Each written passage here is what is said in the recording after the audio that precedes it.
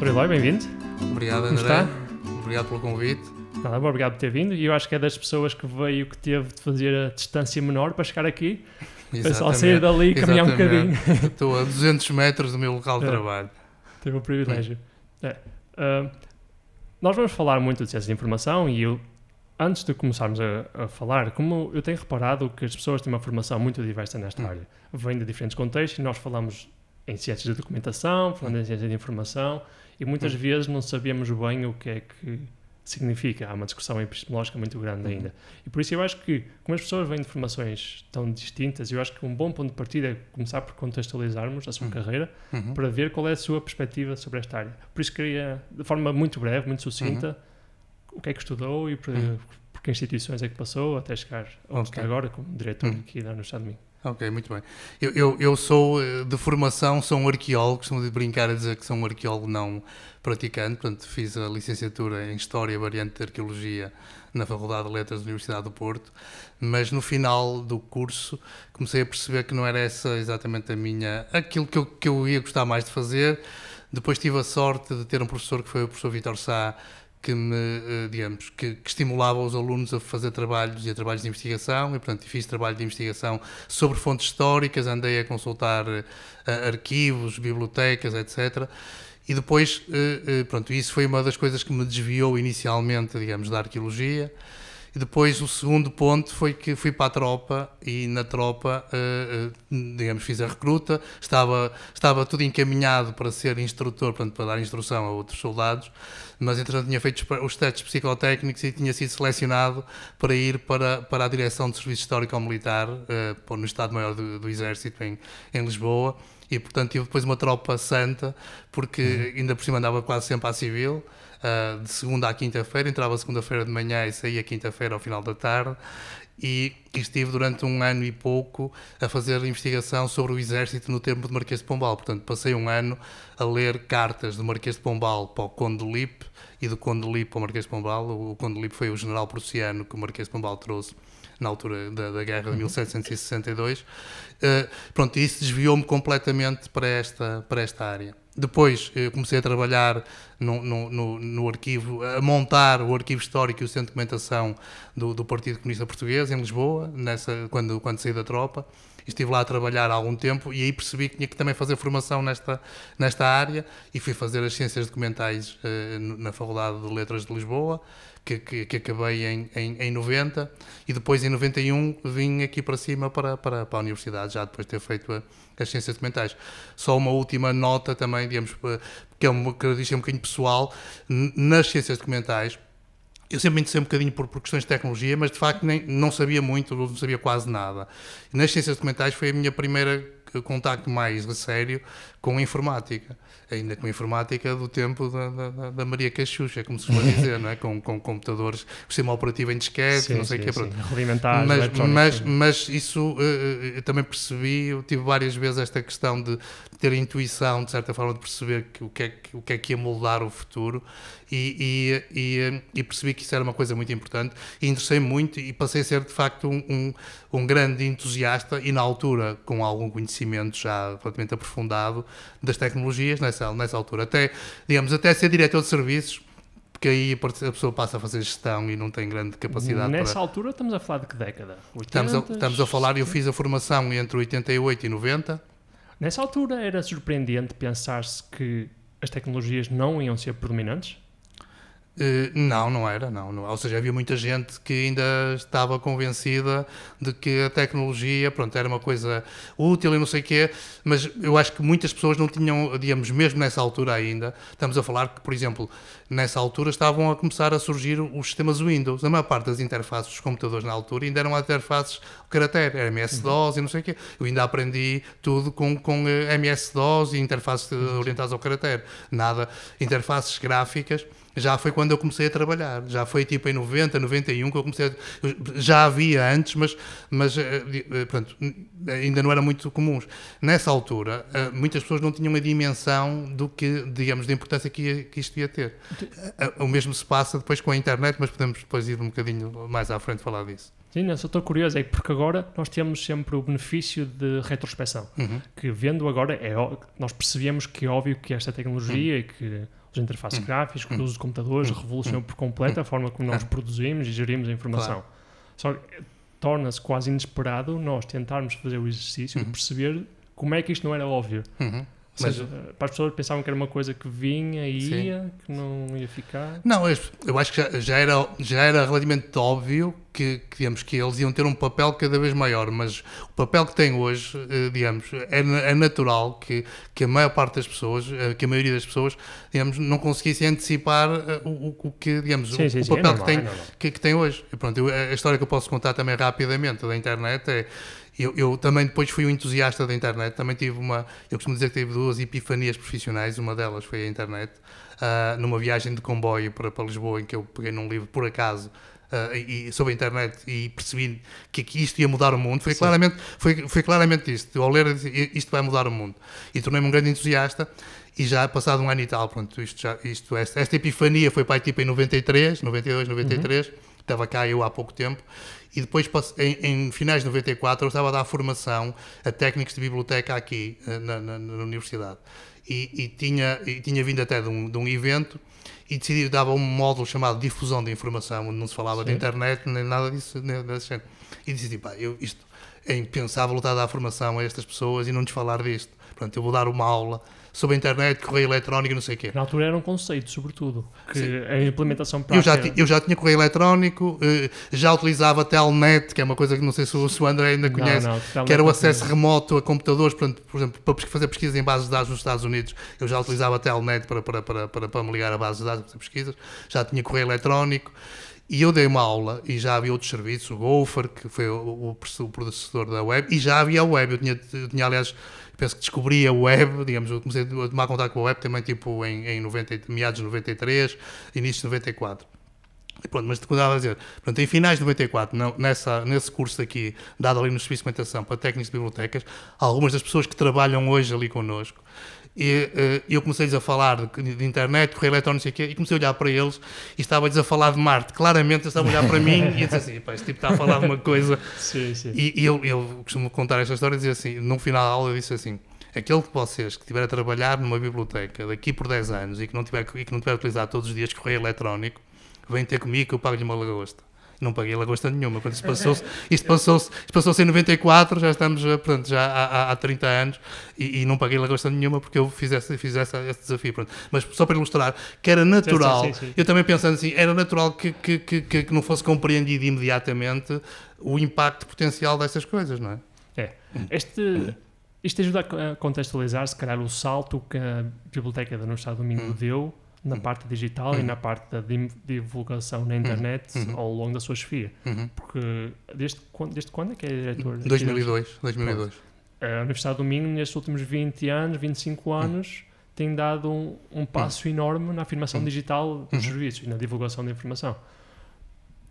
Aliás, a Universidade do Minho até tem sido pioneira. O Repositorium, que foi o repositório institucional da Universidade do Minho, foi lançado em 2003. Sim. Que foi extremamente precoce para aquilo que eram os padrões. Na altura nem se falava muito de fazer um correio eletrónico, por isso eu acho que é um ato de visão já nesta altura, num contexto de dúvida, num contexto de incerteza, num contexto em que as pessoas não sabiam bem para que é que aquilo ia servir, neste caso as tecnologias digitais, ou como é que se usavam.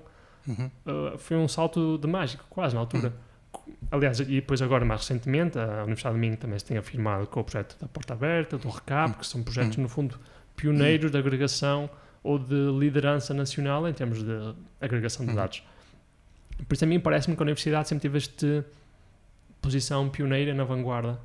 O que é que acha que torna estas condições favoráveis para que isto aconteça aqui? Sim, eu acho que já existia uma cultura organizacional até anterior, anterior à minha, o anterior diretor, o Dr. Armindo Cardoso, já tinha sido pioneiro na informatização das bibliotecas. A Universidade de Minho foi uma das primeiras bibliotecas a ter um catálogo informatizado. Aliás, eu penso que foi a primeira a ter o catálogo totalmente informatizado, toda a coleção referenciada num catálogo informático.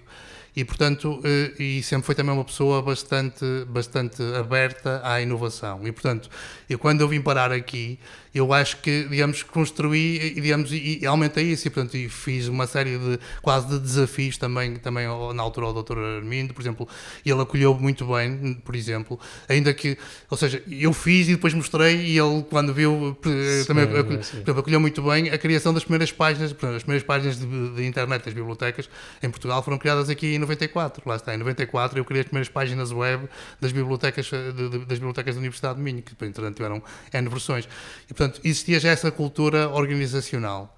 Depois há uma outra, e portanto essa cultura de apostar nas tecnologias e de inovação. Pronto, isso o Dr. Armindo tinha, e pronto, e eu fui bastante, pronto, isso favoreceu muito depois tudo o resto, e pronto, juntou-se de certa forma à fome com a vontade de comer.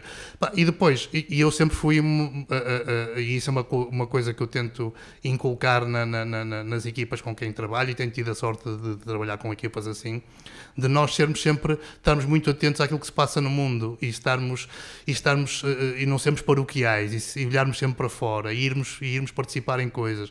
E eu, por exemplo, eu tive a sorte, também para contextualizar um bocadinho, quando vim para aqui, eu não fiquei a trabalhar permanentemente aqui em Braga, fui trabalhar sobretudo para Guimarães, para Azurém, para a Escola de Engenharia. Aliás, eu na altura, exatamente, e porque tinha esta vertente tecnológica, havia muita gente que me chamava engenheiro, e eu sempre dizia que brincava, eu não sou engenheiro, eu sou um arqueólogo, mas muita gente me chamava engenheiro. E porquê é que eu estou a dizer isto? Porque para além de, também na Escola de Engenharia, eu também tinha um ambiente onde tinha acesso à informação, por exemplo, a informação tecnológica mais relevante e mais recente. Por contacto com as pessoas de lá, que eles falavam das tecnologias, falavam dos projetos novos. Lá e também aqui no Departamento de Informática, por exemplo, eu tive contactos com as pessoas do Departamento de Informática que foram os pioneiros da internet aqui, e portanto, aliás, fizemos um livro, o segundo livro, teve quase para ser o primeiro, o segundo livro português sobre a internet foi publicado por 5 pessoas aqui no Estado de Minho, entre as quais eu, e por 4 pessoas ali do Departamento de Informática e eu. Chama-se Cibernauta, o Guia Prático da Internet. E, portanto, Internet Guia Prático de Cibernauta, assim é que é. E pronto, mas porquê é que eu estou a dizer isto? Não só por essa questão de contato com as pessoas e com a tecnologia, e portanto com as pessoas que sabiam isso, mas também porque na altura havia um diretor da Escola de Engenharia, que foi vice-reitor e pró-reitor, o professor Carlos Bernardo, que também foi sempre uma pessoa muito apostado nestas áreas, e que, por exemplo, sempre apoiou, e até apoiou financeiramente, por exemplo, coisas que provavelmente os serviços de documentação aqui não teriam condições, ou o Dr. Armindo não teria condições para fazer. Por exemplo, a minha participação em congressos e eventos internacionais. Eu em 94, participei num primeiro congresso internacional sobre a Information Superhighway na Alemanha em 94. Participei na primeira conferência da ACM, da American Computing Machinery Association, sobre Digital Libraries em 95 em Washington. Participei na segunda conferência em 96 em Washington. E portanto, mais uma vez, outra perspectiva também. Eu queria fazer isso, mas tive a sorte de ter as pessoas, nomeadamente, neste caso aqui, até a Escola de Engenharia, o professor Carlos Bernardo, que apoiaram que eu fizesse isso, porque eu acho que é muito importante nós termos essa visão ampla e irmos sempre lá fora conhecer coisas.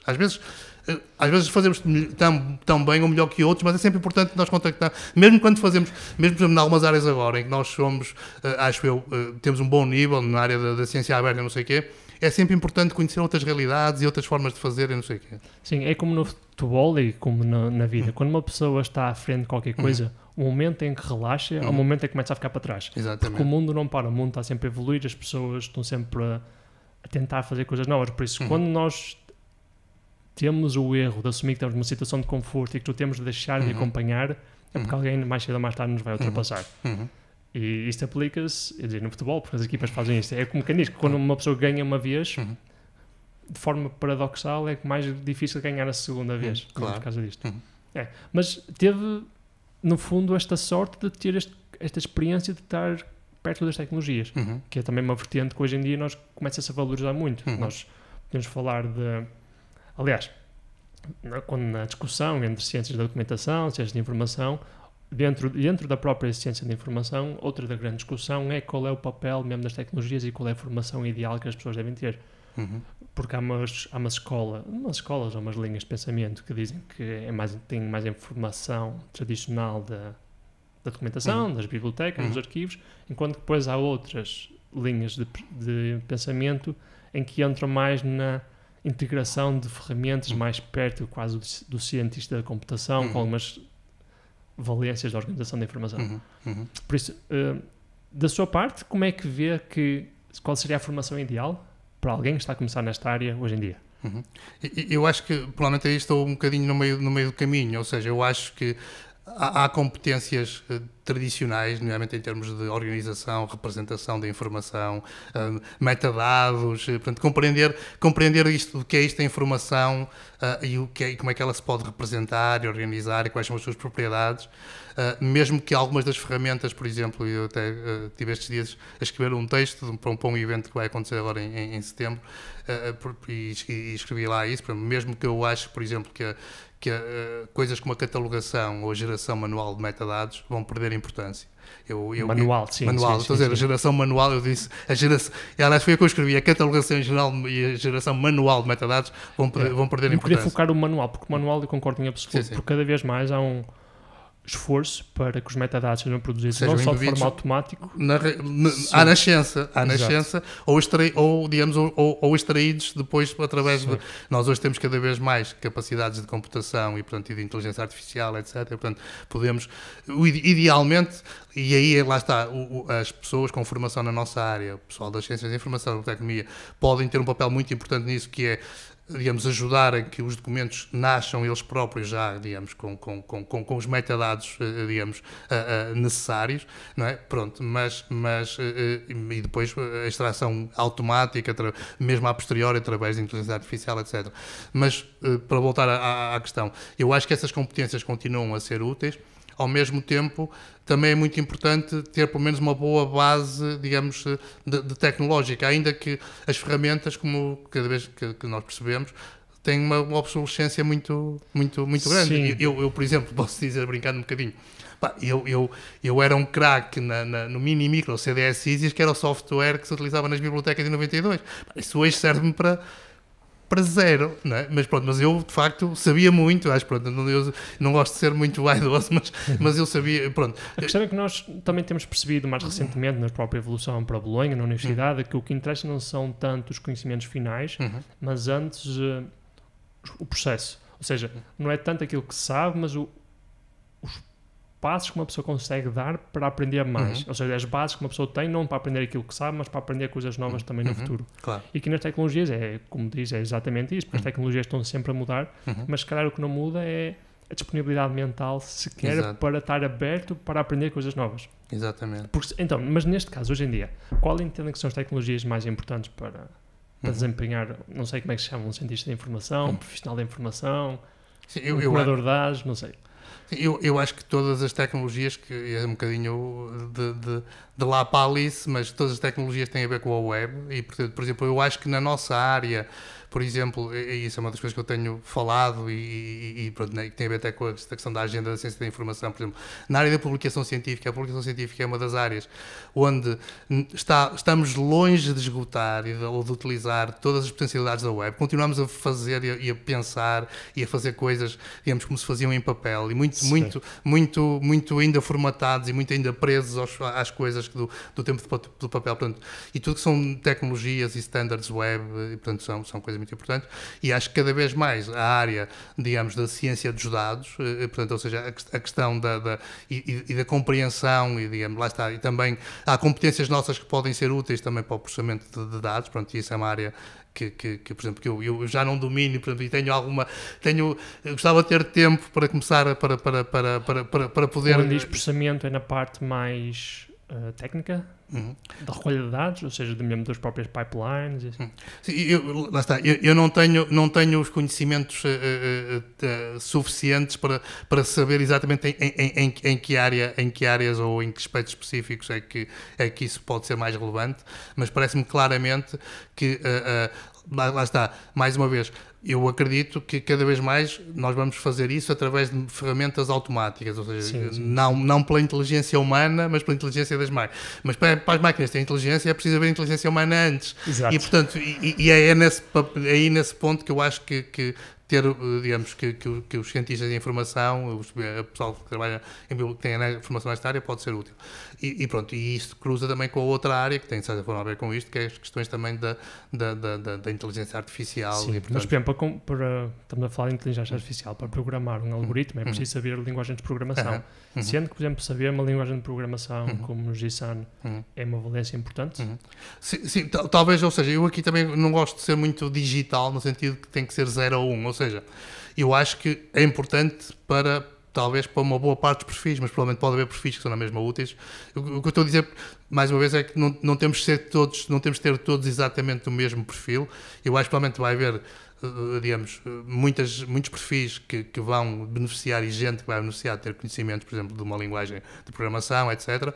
Mas provavelmente continuam a existir necessidades de outro tipo de perfis. Portanto, também nós muitas vezes temos sempre esta coisa de que isto tem que ser branco ou preto e pronto. Sim, às vezes, e de facto, na realidade, depois há os cinzentos, não é? E, portanto, na prática é uma equipa, não é? Claro, uma equipa exatamente. que tem um objetivo comum e trabalha para esse objetivo que tem que ter comum. competências provavelmente diferentes e complementares, mas acho que obviamente tem que haver algum núcleo base, e eu acho que pelo menos o entendimento eu acho que pelo menos o essencial aqui é também este, é o entendimento das tecnologias, das suas potencialidades e do seu potencial universo de aplicação, porque lá está, se eu amanhã mudar de funções, eu hoje posso ter umas funções onde não preciso de aplicar JSON, mas amanhã posso ter uma função e, portanto, vou ter que aprender. E pelo menos se eu já souber o que é, para que é que pode servir, não sei o que é, isso já me facilita. Portanto, pelo menos essa compreensão básica acho que é importante. Não é? Há pouco disse uma coisa muito curiosa, que eu fiquei a pensar um pouco, que disse que há uma prática antiga, depois há um contexto novo e a primeira reação é as pessoas tentarem aplicar os princípios antigos ao novo contexto. E talvez aqui na parte da própria formação acaba por ser um bocadinho em que temos o mesmo, em que nós temos, por exemplo, uma formação tradicional em documentação, no sentido analógico do termo, de gerir documentos físicos. Depois, se calhar, temos uma fase que, se calhar, é aquela em que nós estamos, em que tentamos fazer as coisas que fazíamos de antes, mas de forma digital. E, se calhar, aquilo que ainda está por vir é quando nós percebemos realmente o potencial da formação e o potencial diária, então aprendemos novos usos. É também nas tecnologias, é a mesma coisa. Nós, como eu estava a dizer, tem uma tecnologia. O primeiro instinto é aplicar aquilo que nós já fazíamos à tecnologia, só que só passado mais uns tempos de maturação científica e técnica, é que nós realmente percebemos os novos usos, os novos potenciais e damos um novo passo. Por isso, se calhar, será que também estamos a passar essa fase de transição de formação, em que nós já estamos a tentar formar as pessoas mais ou menos da forma antiga, mas para um contexto digital, mas se calhar tem que vir uma geração ainda nova em que realmente domine isto de forma nativa? Sim, parece-me que sim, ainda que eu não gosto muito de falar daquilo que não conheço muito bem. E, por exemplo, até também pela minha atividade associativa, quando estive na direção da BAD, a área da formação dos profissionais foi uma área que eu me envolvi muito e que até também estudei, refleti, intervi, não sei o quê, mas já deixei de o fazer há 15 anos ou 20, portanto, eu acho que sei o que é que se está a passar, mas não tenho um conhecimento profundo também, mais uma vez, para falar muito sobre o assunto. Mas claramente parece-me que sim, parece-me que estamos ainda numa fase de transição, até porque também estamos numa fase, e isso também é um bocadinho... Nós também ainda estamos numa fase de transição exatamente tecnológica, na própria realidade, ou seja, nas próprias profissões, ou seja, nas próprias funções que as pessoas vão desempenhar, como eu dizia. No caso da comunicação científica, claramente nós ainda não demos o salto, ainda estamos muito presos. Começamos agora a haver alguns sinais de que há, eu costumo dar este exemplo, que agora felizmente é um dos exemplos que já está a ser ultrapassado, que é a questão dos números das revistas, que no mundo digital não faz qualquer sentido. Faz sentido quando eu tinha que encadernar um objeto e mandá-lo pelo correio. Sim, o número não acaba por ser também uma unidade de referenciação? Para em termos de classificação? Mas no digital para quê? A minha questão é... Mas é a revista, por exemplo, é a revista número 5, ou é a revista... é como o volume, não é? Sim, mas para que é que eu preciso? A minha pergunta é, para que é que eu preciso disso? Ou seja, eu preciso de referenciar se o André escreveu um artigo ou eu escrevi um artigo, alguém precisa de o referenciar e dizer este artigo.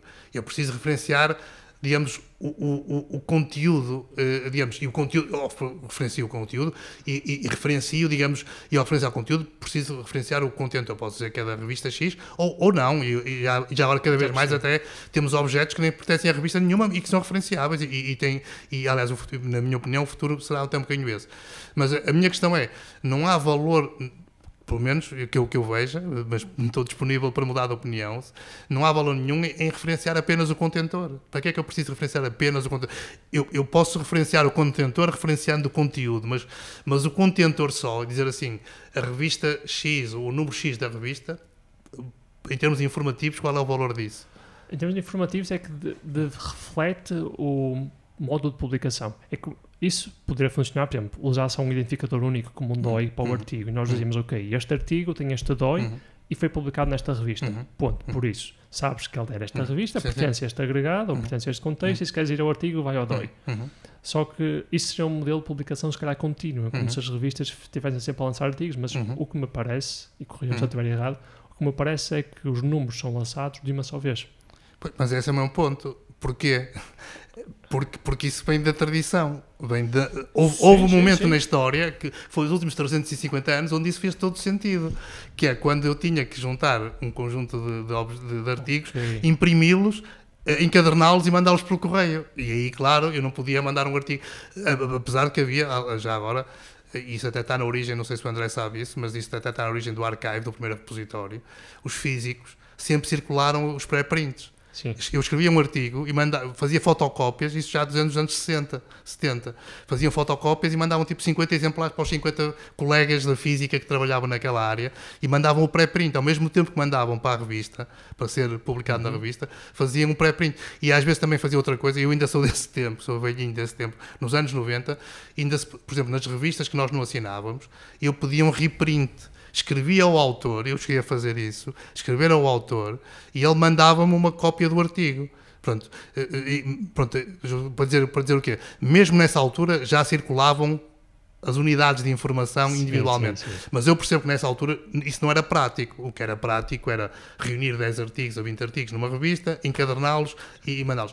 No mundo digital, o meu ponto é exatamente esse. Eu sei que isso continua a fazer, mas o meu ponto é, não vejo valor acrescentado em fazer isso, e pelo contrário vejo problemas, porque exatamente, se eu tenho que esperar por ter 10 artigos prontos, eu posso ter um artigo muito importante que vai se atrasar 3 meses ou meio ano a ser publicado porque está à espera dos outros 10 artigos que ainda não estão prontos, e isso, mais uma vez, não vejo valor nenhum nisso, vejo pelo contrário, vejo... Eu entendo que o próprio processo de publicação deve ser mais fluido. Sim, claro, e constante, claro. Já havia esta barreira de tempo. Claro. Faz bastante sentido, que eu estou ainda a publicar alguns artigos desde que vi da tese, alguns temas agora que estou a trabalhar nisso, e essa barreira do tempo é algo que eu tenho sentido, que eu às vezes quero mandar para uma revista, mas eu penso sempre, ok, eu vejo o número que foi lançado e depois sei que o próximo número vai sair daqui a 6 meses e sei que, não sei, aliás, na melhor das hipóteses, o meu artigo sai daqui a 6 meses, claro. Mais o processo de revisão, mais se não for aceito, etc, etc. Claro. Isto acaba por ser um problema também depois para a ciência, em que está-se a criar um desfazamento muito grande entre o momento de investigação e o momento da publicação dos resultados, o que depois afeta, claro, mais numas áreas do que noutras, mas afeta a pertinência da própria investigação, porque já está num contexto diferente. Claro. Por isso faz muito sentido, nunca tinha pensado nisso, mas faz todo sentido. Eu até tenho defendido coisas mais radicais do que essa. É uma coisa que eu acho que já está a começar a ser relativamente incorporada, por exemplo, já nas diretrizes da Cielo já se fala, portanto, já se fala digamos, de publicação contínua, e já se recomenda que as revistas adotem publicação contínua. Nós aqui em Portugal, como o André sabe, nós colaboramos e portanto, a equipa do Serviço de Documentação faz a gestão também do Serviço Cielo, e nós também estamos digamos, a impulsionar a publicação contínua, mas ainda há, digamos, inovações mais profundas, por exemplo, a questão de mudar o paradigma, que é o paradigma, hoje temos o paradigma de rever para publicar. não é? Ou seja, antes de publicar é revisto. Mas hoje, e por exemplo, na pandemia, isso foi claro, e está a ser adotado agora para além da pandemia, mudar o paradigma de tornar público e depois rever. Ou seja, eu tenho um texto, coloco num repositório, num servidor de pré-prints, e ao mesmo tempo envio para uma revista para publicar. Algumas revistas, como a eLife, que é uma revista de referência na área da biomédica, já só publica artigos que sejam disponíveis como pré. Ou seja, se eu quiser publicar na eLife, tenho que começar por ter por disponibilizar publicamente o meu pré-print. Esse pré-print recebe logo um DOI, passa a ser até um objeto citável. Ele é revisto e no final é aceito. Pronto. A própria história da revisão é pública. Isso também tem outras... Isso é algo que não acontece agora, que hoje nós dizemos blind peer review. Ou seja, geralmente não se conhecem os revisores e o processo exatamente. De comunicação acontece só entre o autor e os revisores. Sim. Num e-mail secreto, por assim dizer, privado. Sim. Mas o que estás a dizer é os próprios comentários, é tudo público. Open peer review aberto. Eu sei, isso tem, digamos, tem alguns desafios e tem alguns riscos, e também não sou completamente ingênuo ou louco, digamos, de revolucionário louco, mas isso começa a ser adotado, e por exemplo na área biomédica e na pandemia, isso foi um modelo muito, muito adotado, e aliás a Comissão Europeia lançou este ano, já foi até no fim de 2021, uma plataforma, a Open Research Europe, que funciona assim, ou seja, eu para publicar artigos de projetos financiados pela Comissão Europeia, mas se quiser publicar lá, envio para lá o meu texto, é feita uma avaliação muito sumária só para ver se aquilo de facto é um conteúdo científico, se não há plágio e não sei o quê, mas é aquela uma coisa, tipo num dia ou dois, é feita e se sim, digamos, é publicado, é tornado público, é atribuído um DOI, e depois há um processo de revisão por pares, e no final esse processo de revisão por pares, aliás, há tipo um endorsement ou não. Ou seja, se existirem dois revisores que digam, sim senhor, nós concordamos, este é um artigo válido e com qualidade e não sei o quê, recebe tipo um carimbo, ok, é publicado na hora. E pronto, e isso é um modelo que nós estamos a tentar promover, que é exatamente para não atrasar a divulgação, que foi o que aconteceu agora na pandemia. Por exemplo, na área médica, publicavam-se muito poucos pré-prints e disparou o número de pré-prints. Claro que depois houve alguns pré-prints que foram retirados, que foram... Pronto. Mas o que é preciso é que cada um de nós, para além do público em geral, mas cada um de nós sobretudo, até, e na comunidade científica nem isso muitas vezes acontece, percebamos mesmo qual é o estatuto de cada coisa. Ou seja, se eu tenho um pré-print, aquilo pode ser uma coisa excelente ou não, porque aquilo ainda não teve a validação dos pares. Só depois de ter a validação dos pares é que eu posso ter mais segurança relativamente àquilo que ali está. Essa é uma questão fascinante. Eu tenho pensado muito também sobre isso. Eu tenho tido algum contacto com a necessidade de mudança do paradigma de publicação científica, porque o atual sistema é muito atrás de portas fechadas, sem dúvida. Não só há não sei como dizer em português, mas um gatekeeping, ou seja, há uma obstrução até à possibilidade de publicar. E, digamos, por exemplo, em áreas muito especializadas, ou uma revista muito especializada, vai ser muito difícil encontrar revisores. Geralmente as pessoas que estão nesta comunidade científica são um número pequeno. As pessoas conhecem-se umas às outras. E o que já tem acontecido também noutras áreas, não na nossa área, mas noutras áreas de ciências naturais, por exemplo, é que existe uma teoria sobre o mundo natural e um certo paradigma. E são as pessoas que defendem esse paradigma são os chefes de revisão. Depois surge um artigo científico que é submetido à revista e que discorda disso. Claro que há uma pressão imediata para não publicar esse artigo, por isso, e já aconteceu também, eu na altura tive contato com isso, porque cientistas a quem já recebi, eu tentei submeter, não consegui submeter porque era recusado, mas não era recusado porque não era válida a teoria, depois foi comprovada válida, mas que havia essa obstrução. Isto traz um pouco a ideia daquilo que é a transparência, mas também o que é que significa ser peer-reviewed, porque nós podemos publicar um livro, e um livro não tem a peer review da forma tradicional que as revistas têm. Mas eu acho que acaba por ser sempre revisto pelos pares, no sentido em que todos os trabalhos que nós publicamos, nós assinamos. E como assinamos, tem a responsabilidade de que aquilo tem o nosso nome, e depois nós estamos a colocar a nossa reputação na linha, no fundo. Por isso, eu entendo que haja quem diga que o que não é peer review não tem validade nenhuma, o que tem alguma parte de verdade também, porque não há um selo de garantia, mas ao mesmo tempo também entendo que, mesmo não sendo peer review no sentido formal deste processo atrás de portas fechadas, os autores continuam a ter responsabilidade. E uma solução, como disse, pode ser começar por abrir um pouco estas portas que estão fechadas, tornar o preview público, ou simplesmente flexibilizar também a publicação. Sim, provavelmente é as duas coisas. E já agora, só elaborando mais um bocadinho nisto, eu percebo, e estava a dizer assim, há aqui alguns riscos. Por exemplo, se o André for fazer um comentário público a um paper de um catedrático, e se não for um comentário simpático no sentido, ou seja, pode ser sempre simpático, mas dizer assim, eu acho que esta afirmação não é válida, por isto assim, até pode ser uma coisa muito... Mas o catedrático é capaz de ficar ressabiado consigo e, portanto, a sua carreira académica pode ser e esse risco existe, mas ao mesmo tempo eu lembro-me sempre também de outra questão, que era a questão do plágio e do acesso aberto. Mas ao mesmo tempo a abertura e a transparência também é forma de combater mesmo esse risco, digamos, de represálias e não sei o quê. Esse risco existe e não deve ser ignorado, mas a médio e longo prazo a forma de o combater é a abertura, não é o fechamento, é a abertura. Eu lembro-me sempre, já agora também aproveito para lhe contar estas histórias de velhinho, quando comecei a falar destas coisas de acesso aberto e de repositórios, não sei o quê, portanto em 2002, eu foi quando depois comecei a fazer muitas, lá está, como fomos pioneiros, depois era muito convidado para ir a muitos sítios, fazia muitas apresentações. E eu já sabia, brincava até com as pessoas que trabalhavam comigo, já sabia quais eram as duas primeiras, quando eu fazia uma apresentação sobre acesso aberto e repositórios, já sabia quais eram as duas primeiras questões. Uma era que tinha a ver com as questões de copyright, com os direitos de autor, e a segunda, a ordem era, às vezes, a ordem era indiferente, mas as duas primeiras eram sempre estas: direitos de autor e plágio. Sim. E o plágio, a pergunta que me perguntavam sempre, em primeiro lugar ou em segundo, era mas eu agora, pôr o meu trabalho disponível em acesso aberto, vou-me sujeitar a que ele possa ser copiado por outras pessoas, a que possa haver plágio, não sei o quê. E a minha resposta foi sempre a mesma resposta, e acho que é a resposta honesta. Sim, é verdade, vai ser mais fácil, qualquer pessoa pode copiar.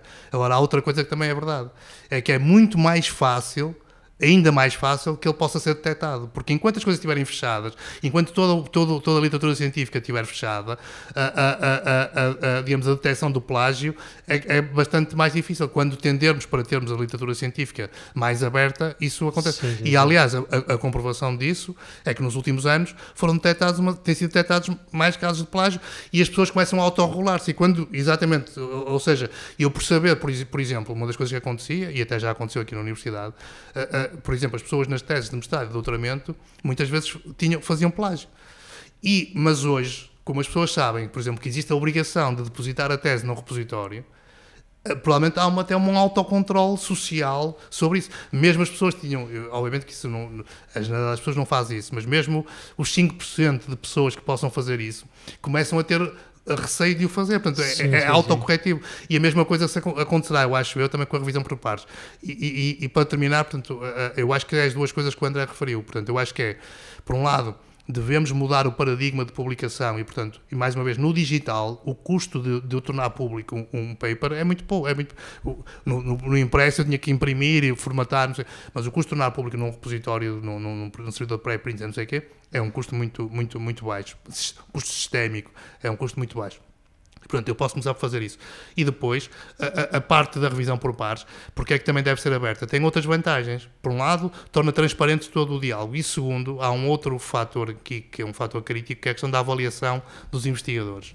Hoje, os investigadores são avaliados, sobretudo, em alguns casos, quase exclusivamente, por onde publicam. Não por onde publicam, não é sequer o número de publicações. O número de publicações e onde publicam, ou seja, pelo fator de impacto da revista, pelo quartil das revistas, etc. E, portanto, e pelo número de publicações. Ignorando, isso tem vários problemas, mas ignorando, digamos, duas coisas. Primeiro, que para haver um artigo tem que haver todo um trabalho anterior e de lá está, gestão de dados, curadoria de dados, design da experiência, portanto, uma série de coisas. A revisão por pares de trabalhos dos outros, ou seja, para o André publicar, eu tenho que rever o seu trabalho, ou vice-versa, ou para eu publicar, o André tem que rever o meu trabalho. Portanto, e tudo isso há uma representação que eu também costumo utilizar, que é uma representação do Canadá, que é o iceberg, onde se vê a ponta do iceberg, o artigo publicado, mas debaixo do iceberg está todo o trabalho antes do artigo. E, por exemplo, ao passarmos a revisão a ser aberta, por exemplo, as minhas revisões ou as suas são objetos citáveis. Aliás, isso acontece já.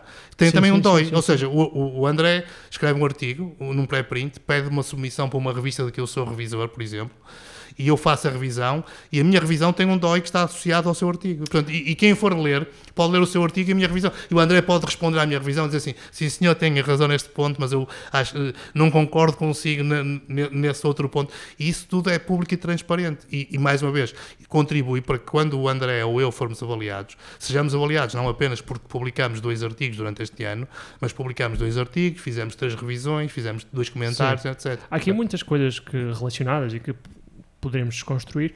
Uma das questões é sobre os custos. Nos custos da revisão, que os custos estão sobretudo do lado do investigador, não do lado da revista. Os custos que a revista tem é se calhar eu ia dizer que eles nem têm de pagar aos revisores, eles têm que apenas fazer contactos com os revisores. Esse é um dos problemas, porque atualmente no sistema de peer review fechado não há quase incentivo nenhum para um revisor. Um revisor é geralmente um professor universitário ou um investigador da área que já tem a sua carreira, que não vai receber nada pela revisão, vai só, se calhar, ser aliciado a contribuir para a área científica, a contribuir para o processo vago do que é ciência. Mas a verdade é que ele, se calhar, está cheio de trabalho, não tem tempo, nem paciência, nem incentivos nenhuns para fazer a revisão. Mas se for aberta, então, não só pode colocar na avaliação, que é um bom incentivo, é mais trabalho feito, já não é algo que faz só porque quer, mas é algo que faz porque vai ser recompensado por isso, e acho que os incentivos são todos, mas também porque a transparência faz parte integrante da ciência. E quando me disse aquele caso das pessoas que diziam, mas se eu puser o meu artigo científico, quando puser o meu trabalho em Open Access, ele vai ser plagiado, mas claro, eu estava a pensar, isso não faz sentido nenhum, porque o que eles estavam a dizer no fundo é, eu não quero que as pessoas leiam o meu trabalho para ele não ser copiado. O que não faz sentido, porque normalmente o investigador quer, não, o meu trabalho quer que seja lido, quer que seja consultado, e por isso quanto mais pessoas o virem, melhor. Claro que há um risco inerente, mas também eu acho que o risco, como disse também, é muito maior quando não há na internet, e assim eu consigo consultar o meu manual analógico, e ninguém vai conseguir lá fazer o copy-paste. Agora com as ferramentas automáticas dá para ver, esta parte é copy-paste. Tem aqui 90% de equivalência, 100%, etc. Mas a parte mesmo da transparência é algo que nós temos, eu espero que nós estejamos a começar a perceber isso enquanto sociedade e também enquanto na nossa área de representação da informação.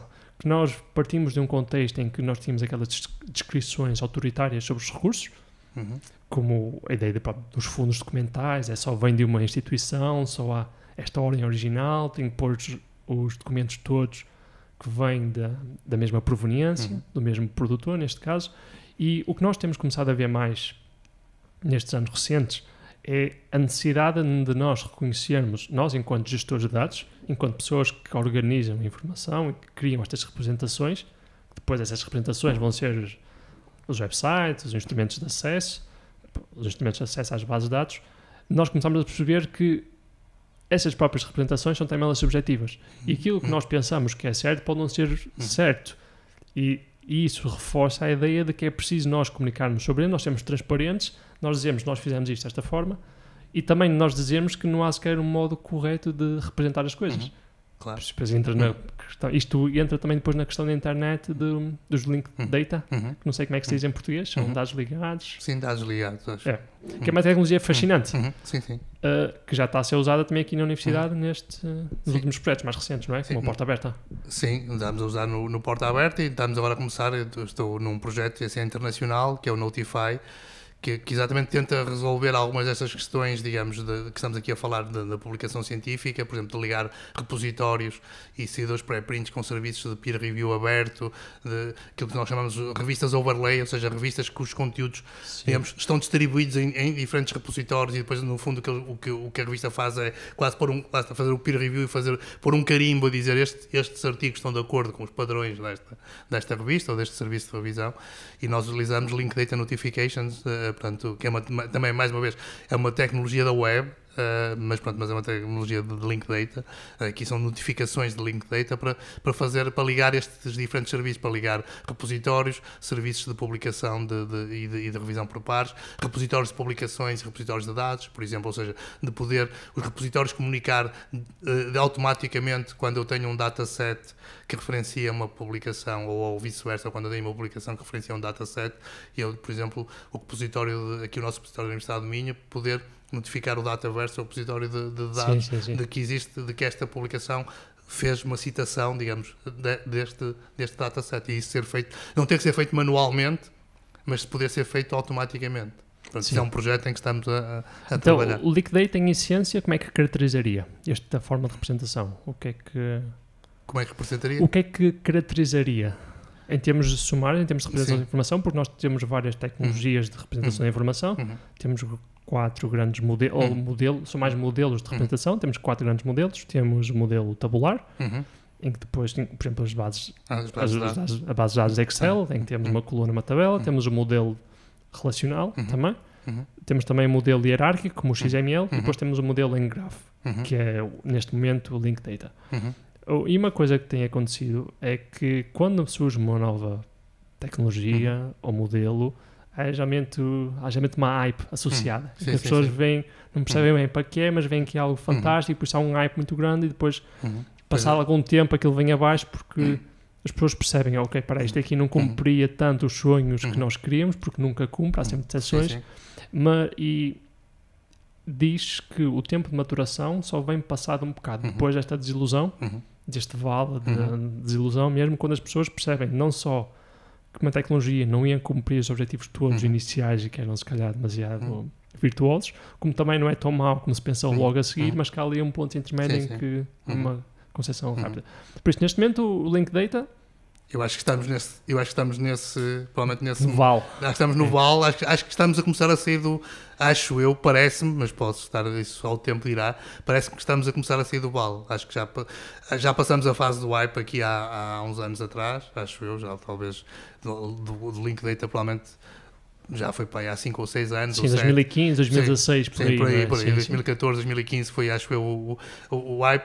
Portanto, depois estes últimos 3 ou 4 anos foi do vale, e eu acho que está, digamos assim, aliás, parece-me, mais uma vez, eu agora como faço sobretudo gestão, já não domino tanto as profundezas da tecnologia, mas parece-me que algumas das coisas, por exemplo, que estão a acontecer hoje, mesmo com as questões de Big Data, não sei o quê, utilizam o link, ou seja, o valor que conseguem gerar é porque exatamente conseguem construir grafos a partir de dados que estão aparentemente ou estavam inicialmente não relacionados. Portanto, esta possibilidade de ligação e de construir grafos, eu acho que tem um potencial muito grande, e acho que esse potencial começa a ser aplicado. Portanto, por isso é que eu estou a dizer que me parece que estamos no vale, mas parece-me que já estamos a começar a sair do vale. Mas o tempo dirá. Eu queria falar consigo porque a minha perspectiva é sobretudo académica. Eu nunca trabalhei diretamente com Link Data.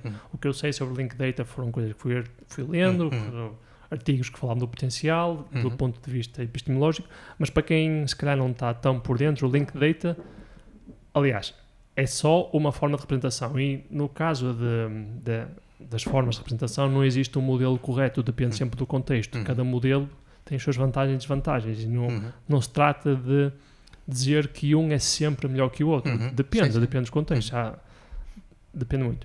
Por isso, o Link Data, no fundo, faz uma descrição dos recursos com base em triplos, e um triplo são declarações, são asserções sobre algo que existe. E neste caso temos um sujeito, um predicado, um sujeito, um verbo e um predicado. Sim. Temos, por exemplo, o sujeito que André tem uma mesa. Exatamente. E neste caso o sujeito é o André e tem é a propriedade e uma mesa é o objeto. E a representação assim é muito simples. E o que permite tornar estas formas de representação e descrições tão flexíveis é que, ao tornar a descrição tão simples, todas as entidades podem ser relacionadas umas com as outras. Pois, eu acho que o potencial principal, tal como eu o vejo, não é tanto a questão da representação, que é o importante, mas é potencial de interconexão, ou seja, de eu ligar coisas que inicialmente estavam separadas e, portanto, e de poder gerar, exatamente, de poder gerar conhecimento ou poder gerar, pelo menos, informação, digamos, fazendo essa conexão. É muito gerar contexto também, porque é a questão da transparência. Essas conexões, não é? Que estes passos, o facto de nós podermos fazer estas conexões, significa que quem cria estes sistemas não está a impor a sua visão sobre sobre documentos, sobre recursos, não está a dizer isto tem que ser consultado desta forma. Está como que a destruir tudo de uma forma estruturada, claro, de uma forma estruturada, de forma automática, por metadados processados automaticamente, mas está a dizer, estes legos todos existem e acaba cada utilizador montar os legos da forma que quer. E não é tanto, olha, tens aqui o edifício é isto. Isto é parte da transparência, é dizer, eu não sei qual é a melhor forma de tu veres este problema, mas constrói tu a tua perspectiva sobre as coisas. E aí acho que é uma forma muito transparente. Mas, no fundo, temos o hype, tivemos o hype sobretudo nos anos de 2015, 2016, e agora temos as tecnologias e temos os projetos realmente a começar a aparecer. Disse-me que estamos no vale e estamos a começar a entrar na parte... É a minha percepção. Pronto. Claro. O tempo dirá, não é? O tempo dirá. Claro. Ou seja, o que é que caracteriza ao certo? Ou seja, quais são as desilusões que sentimos e quais foram as expectativas que não foram cumpridas e agora, daquilo que já havia, dos processos em que está envolvido, qual é que se sente que é a direção futura para esta tecnologia, da forma prática? Sim, mais uma vez quero dizer, André, que as coisas de tecnologia pura, eu hoje sinto-me, sinceramente, não me sinto com conhecimento suficiente para me pronunciar com muita certeza e eu gosto de falar... Não tenho certeza, é a sua experiência só, não há nenhuma certeza, não é? Claro. Mas aquilo que me parece é que as desilusões tiveram a ver sobretudo com por um lado, como quase tudo, é preciso haver algum esforço de adoção e era preciso haver, digamos, casos de uso e, portanto, os casos de uso não surgiram e, portanto, o esforço de adoção também não acabou por não aparecer e, portanto, e como hoje há muitas tecnologias, muitas solicitações, mesmo nas organizações nós temos sempre muita coisa que fazer e, portanto, e provavelmente não pusemos recursos ou não temos recursos para pôr para fazer isso. O que parece-me que começam a aparecer mais hoje, e por outro lado, provavelmente também mesmo para e aí é a parte que eu não estou tão seguro, que posso não estar correto, ou seja, também implicava algum esforço, digamos, para além de... Provavelmente as ferramentas que tínhamos não estavam também suficientemente maduras, implicava algum esforço humano ainda grande para compreender e trabalhar com link data, não sei o quê. Pronto, isso evoluiu e, portanto, eu hoje parece-me que, por um lado, existem mais ferramentas, ferramentas mais maduras para trabalhar com isso e, provavelmente, mais casos de uso e começa-se a perceber melhor que, de facto, há aqui aplicações que podem ser interessantes. Portanto, a minha percepção é isso que está Sente que veio para ficar, ou seja, que estas promessas de conexão dos dados, de criação de contexto, de representação de várias formas e de sobretudo também de exploração na web, em que nós não temos que ir só a um repositório, por exemplo, a uma base de dados da universidade, mas podemos ir a um sistema de informação, como por exemplo o Europeana, que recolhe dados de várias fontes, ou seja, que é um agregador, em que nós não temos que ir às várias casinhas, mas podemos ir a algo centralizado que vai buscar tudo, sendo que este modo de usar a informação veio para ficar e que se vai consolidar como... Sim, é a minha profunda convicção. Há outra questão aqui também. O potencial do Link Data exige... provavelmente tem dois contextos de aplicações. O contexto de aplicações completamente comerciais e fechadas, que é o que acontece hoje, por exemplo, que é, por exemplo, aquilo que são os grandes conglomerados, ou, por exemplo, as coisas tipo Facebook, Twitter, não sei o quê, que recolhem informação e a tratam, não sei o quê, e que a utilizam depois para nos vender produtos. Sim. Ou exigem dados abertos.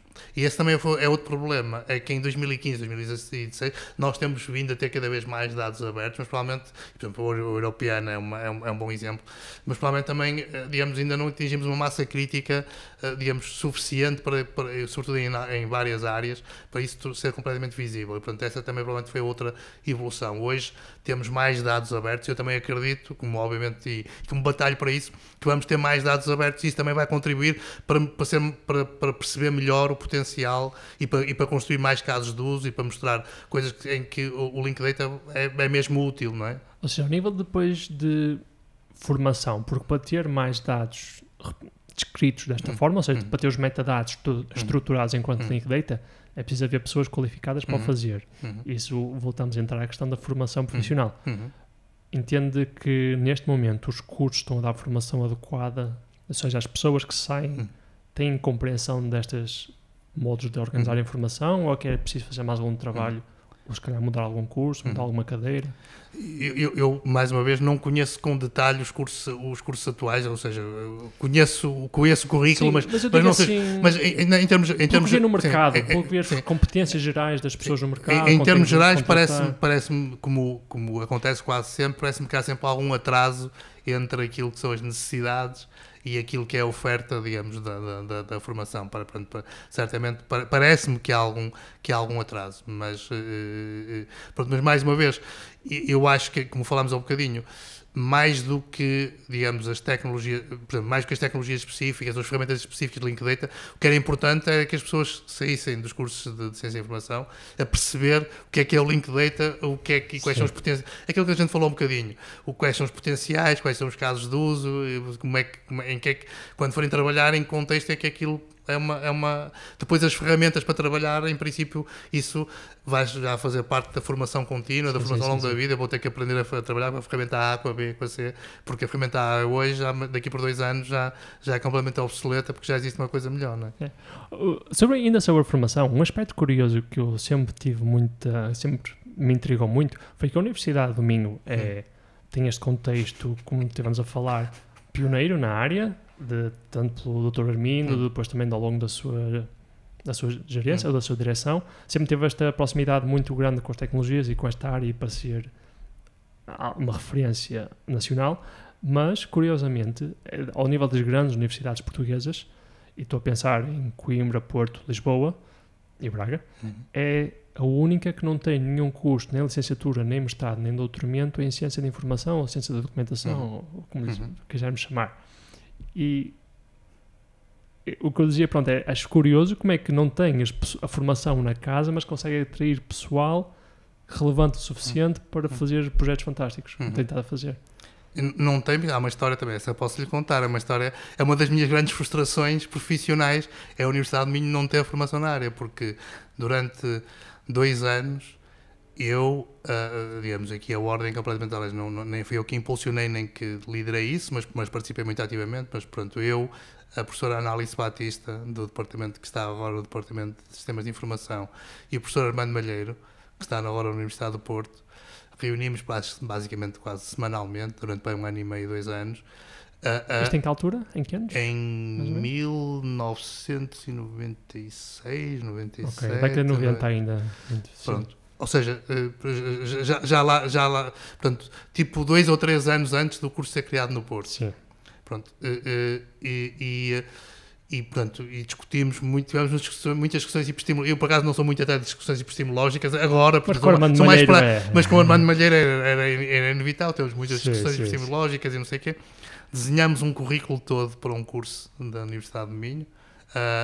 Era um curso que ia ser oferecido em conjunto pela Escola de Engenharia pela Escola e pelo Instituto de Ciências Sociais, mas por razões políticas internas da Universidade esse projeto não se concretizou e, naturalmente, digamos, que fique claro que não estou aqui a acusar minimamente de plágio, mas, digamos, muito dessa reflexão e do trabalho que foi feito foi utilizado na criação do curso de Porto. E eu ainda tenho os documentos da altura, se eu for ver o currículo do curso de Porto e aquilo que a gente discutiu aqui, há muitos pontos. Há muitos pontos, que é natural, porque o Armando Malheiro, na altura, foi para o Porto. E, portanto, exato, foi uma das mesmas pessoas foram envolvidas. Foi a minha frustração, porque foi um trabalho de 1 ano e meio de discussões, digamos, muito intensas e interessantes sobre essa questão. Mas sendo que foi um barco perdido, porque desde já se passaram quase 30 anos, e o curso ainda não abriu. Por isso, sendo que ainda pode vir a abrir, que é pertinente abrir. Chegou a ser discutido outra vez aqui também para aí há 10 anos, talvez 2011, 2012. Não propriamente, por exemplo,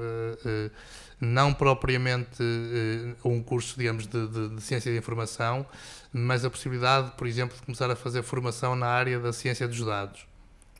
Pronto, tens uma questão terminológica, é ciência de informação, a ciência é data science, claro. Até na altura, na sequência até de uma visita ao Brasil, em que estive eu, e teve na altura o reitor da altura, o professor António Cunha, e chegou-se a falar disso, até uma coisa em conjunto provavelmente com a Universidade de São Paulo e não sei o quê, mas mais uma vez, isso implica que as pessoas, digamos, das unidades orgânicas da universidade, das escolas, é que têm que liderar esses processos, e portanto isso depois acabou também por não acontecer. Portanto, eu mais uma vez, e eu gosto de ter isso também claro, a minha função na universidade é dirigir os processos de documentação e portanto, e os processos, digamos, os processos de criação de cursos ou de, não sei, ou de funcionamento dos cursos, claramente eu posso colaborar se me for pedido alguma colaboração, mas claramente tem que ser, digamos, tem que ser outras instituições, outras pessoas a liderar esses processos. Portanto, perdemos. Portanto, eu penso que provavelmente perdemos esse barco. Chegou a haver também em 2000... Na década de 2000, pronto, talvez 2008, 2009 ou um bocadinho antes por aí, chegou a haver um mestrado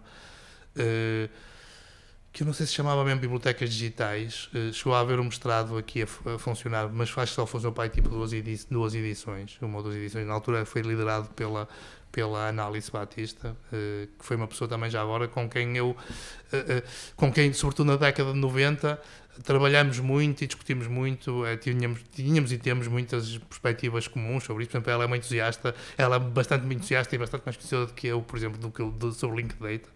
Portanto, se quiser falar sobre Link Data, portanto, digamos, recomendo-lhe uma conversa com ela, e portanto ela chegou a liderar ou coordenar esse mestrado, mas acho que só funcionou uma ou duas vezes, também na altura não deve ter tido também muita procura. Pois, a questão é que assim, nas universidades uma pessoa tem que ser realista, cada vez mais o que interessa é a viabilidade financeira de certos cursos, em que nenhuma universidade hoje em dia quer perder dinheiro com uma oferta formativa, por isso se não houver a procura os cursos vão fechar. Isto tem acontecido ao longo de várias áreas. Claro. Mas no caso da ciência dos dados ou ciência da informação, vou dizer ciência da informação porque eu creio que esta é a designação adotada na maioria das outras universidades. Eu creio, é assim é assim em Coimbra, é assim em Lisboa, no Porto não tenho a certeza. A ciência da informação também. Mas creio que também é ciência da informação. Por isso, por uma consistência, temos consistência, digamos, falemos como ciência da informação. Como há nestas universidades, talvez também haja procura em Braga. Ou se calhar também se pode fazer o argumento contrário, que é como já existe nas outras universidades, não vale a pena criar em Braga. Por isso eu diria que a partir do momento em que, ou pensaria eu que a partir do momento em que há uma tradição já nacional em várias universidades, que mais cedo ou mais tarde haveria também um incentivo para em Braga verem, ok, estes aqui estão a ter sucesso nesta área e vamos tentar replicar aqui. A universidade, já agora, para que fique claro, a universidade vai abrir, acho eu que este ano, foi anunciado, vai abrir uma licenciatura em Ciência de Dados. Só que é, digamos, esta licenciatura, não era Ciência de Dados que nós chamamos em 2010, agora não me estou a lembrar do nome. Isto foi tudo só uma discussão assim muito inicial, por exemplo, não se chegou a formar, contrariamente ao que se passou com a licenciatura em Ciência da Informação, em que nós chegámos a ter um currículo todo desenhado, com as disciplinas todas, os semestres e não sei o quê, pronto. Neste não chegou nada a pronto, foi uma coisa muito inicial. Mas pronto, era uma coisa que combinava, era também um bocadinho um híbrido, combinava algumas competências da ciência da informação com questões que têm a ver, por exemplo, com a questão da gestão de ciência, com a questão, por exemplo, dos planos de gestão de dados, tudo aquilo que o André também já conhece bem, e um bocadinho também com a parte tecnológica, pronto, com a parte da computer science. De computer science, okay. A licenciatura de ciência de dados que vai abrir, tanto quanto eu sei, também não sei muito, é completamente computer science. Completamente, ou seja, okay. Pronto, é completamente computer science. É um rebranding, no fundo, pronto, é mudar a maquilhagem, se quer. Pronto, ou seja, é computer science aplicado aos dados, ao big data, pronto, deve ter muita parte estatística, que também seria, obviamente, componente dessa outra, mas esta outra seria, digamos, um híbrido entre competências mais soft e competências mais hard, mais tecnológicas. E eu acho que esta que vai abrir agora é completamente hard, é completamente nas competências tecnológicas. Certo, faz sentido. Bem, Não sei, eu ia dizer que era uma pena, só que não queria fazer juízos de valor sobre isso, não sei se é uma pena ou não, mas acaba por ser... Há 20 anos atrás foi uma pena, claramente, isso para mim foi uma pena, pessoalmente ir para a universidade, porque eu acho, como o André referiu, eu já tenho dito isso a outras pessoas aqui da universidade, a universidade já tinha nessa altura algum capital de reconhecimento nesta área, como depois continuou a ter, mas nós temos, digamos, pela parte, digamos, da execução, pelas bibliotecas e pelos projetos e não sei o quê. E podíamos ter as duas coisas, podíamos ter pelas bibliotecas, pelos projetos e pela formação. Assim só temos uma componente. Pois que idealmente uma alimentaria a outra. Pois, a teoria e a prática relacionam-se de uma forma cíclica. Que é, a teoria define as linhas de implementação de uma prática, essa depois prática é aperfeiçoada consoante a experiência empírica, que depois serve também para alimentar outra vez a teoria com os problemas encontrados e as coisas vão se influenciando de uma a outra. Por isso, aqui tem só a parte depois empírica, ou a parte dos projetos, mas não se tem depois a parte da formação, que podia não só ajudar a ter melhores profissionais, com mais preparação ou com outro tipo de abordagem aos problemas, mais epistemológica, que depois começavam a trabalhar na universidade e podiam novamente influenciar e ajudar-se um ao outro. O curso ajudava depois os resultados, e os resultados ajudavam o curso. Exatamente, sem dúvida. Mas, não sei, nunca se sabe um dia. Mas, de resto, para não alongar muito, última coisa que eu queria falar era sobre a própria biblioteca, que ela disse-me que já tinha uma parte pensada para o digital nos anos 90, que já vinha de uma tendência, de um contexto cultural aqui, que as pessoas já tinham pessoas certas na área para pensar nisso. Digamos, em particular o diretor, o Dr. Minto Cardoso, que só que eu vejo que há sempre, também como falámos, também que as pessoas tinham uma tecnologia antiga e depois há um contexto novo. Estou a falar concretamente, havia as bibliotecas geridas enquanto entidades físicas e depois veio esta componente digital que existiu muito sobre a parte física, em que tínhamos a biblioteca física que por acaso faziam ali uns projetos no digital, umas bases de dados, que era um apêndice. Ao longo dos últimos 20 anos, a Biblioteca da Universidade do Minho tem afirmado muito na componente digital. Como é que vê esta separação entre digital e físico? Vê também que ainda é pertinente, que são abordagens diferentes, ou que vê a instituição como uma única, com várias valências, por exemplo?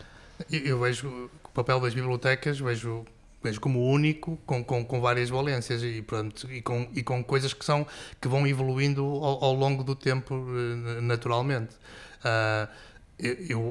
O que tem acontecido nas bibliotecas aqui nas bibliotecas da Universidade do Minho, como nas outras bibliotecas basicamente em todo o mundo, sobretudo nas bibliotecas académicas, por exemplo, é que a parte das transações físicas, ou seja, o empréstimo físico dos livros, tem perdido importância. Mais uma vez, isto não vai morrer.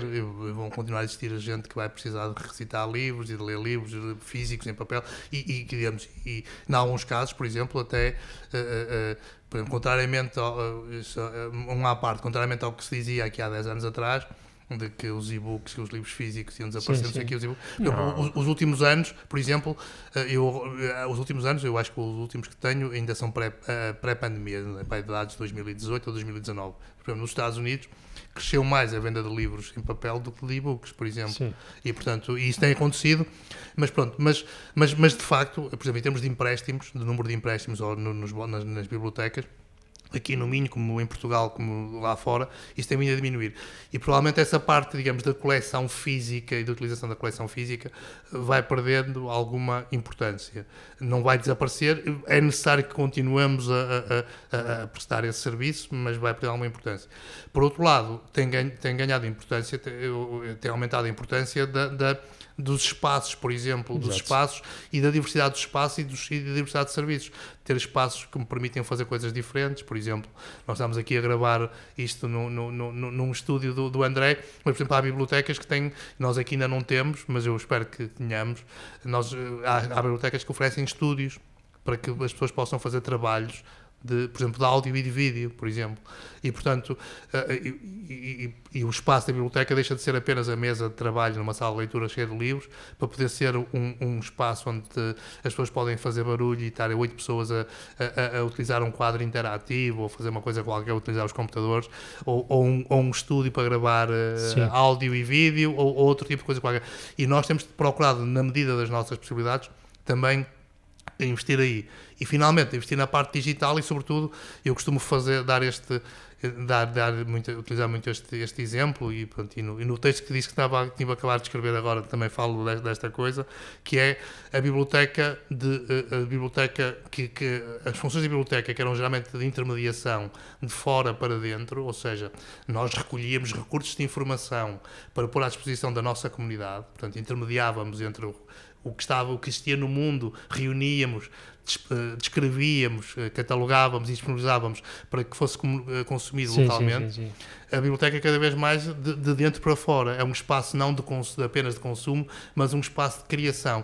E as bibliotecas também têm que ter, nas bibliotecas académicas, têm que ter a função de contribuir para intermediar, ou seja, não só para tornar o conhecimento que é produzido lá fora acessível para quem está cá dentro, mas ao contrário, fazer com que o conhecimento que é produzido cá dentro, através dos repositórios, das publicação, disponível lá para fora, intermediar de dentro para fora. Diz cá dentro, refere-se às bibliotecas universitárias, ou seja... Académico, não estou a falar aqui no caso da Universidade do Minho. Ou seja, o cá dentro é a universidade.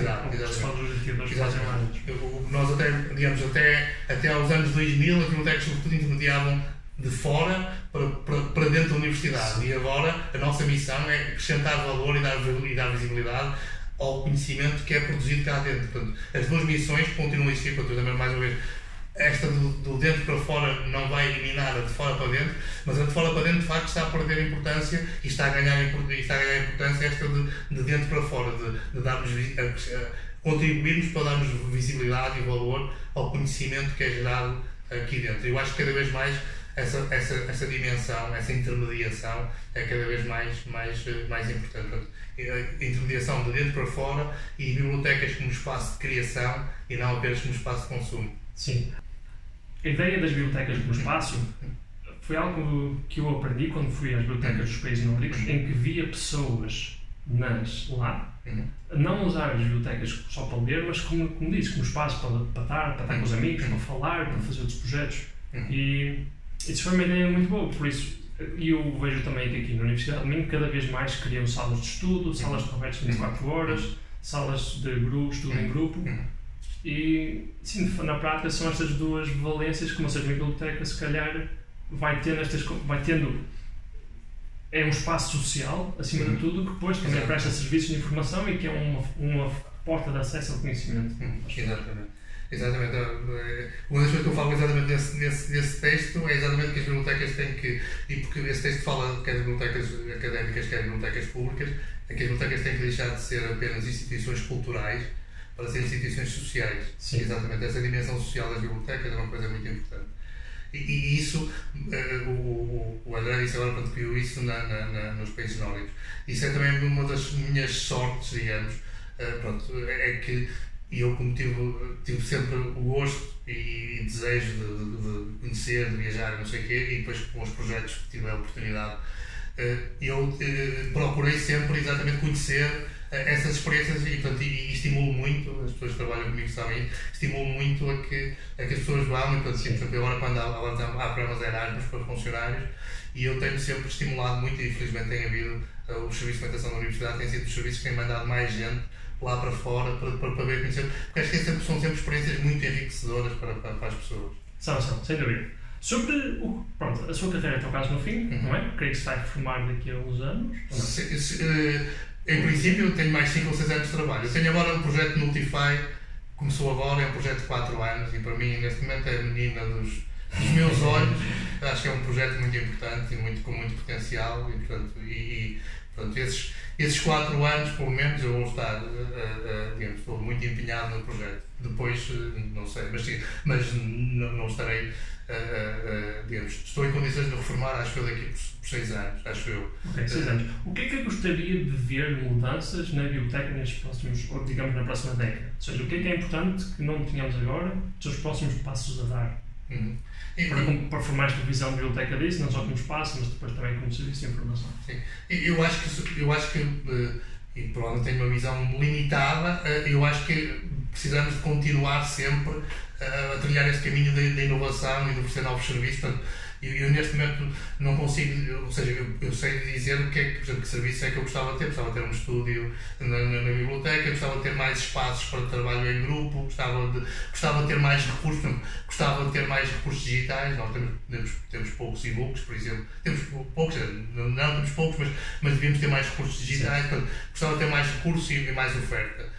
Mas sobretudo gostava, e por isso é que não me arrisco a dizer hoje aquilo que deve ser daqui por 10 anos, porque certamente iria falhar. Gostava sobretudo, e tenho a certeza que isso, não posso ter a certeza, mas estou bastante confiante nisso, porque eu acho que há uma cultura, como eu disse, que já vem anterior a mim, que eu acho que continuei e reforcei, e que acho que está inculcada em muitas das pessoas, esta cultura de inquietação permanente e de inovação permanente. E, portanto, eu espero que mesmo quando eu sair, isso vai continuar, e, portanto, que a biblioteca vai continuar a ser uma biblioteca inovadora e aberta à experimentação. Outra coisa também que é importante, que é que estamos disponíveis para experimentar, e às vezes experimentamos, a coisa corre bem, às vezes corre mal. Sim. Se não experimentarmos, nunca corre mal, mas também nunca corre bem. Portanto, o conhecimento popular é sempre razão, quem não arrisca não petisca, não é? Mas nestes casos é um pouco também do mesmo.